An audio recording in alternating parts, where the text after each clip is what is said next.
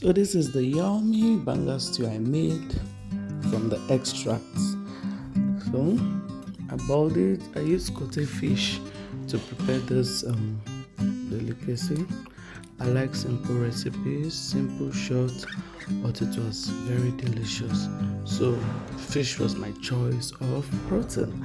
So I steamed it, got the stock.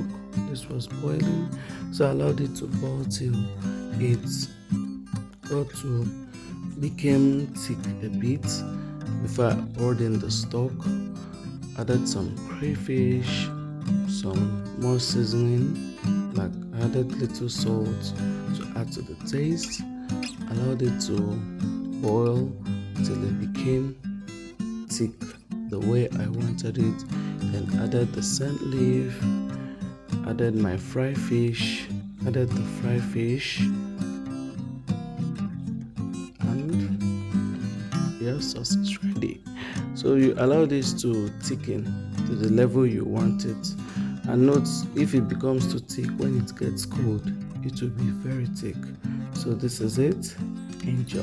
Thanks for watching and see you next time. Bye for now.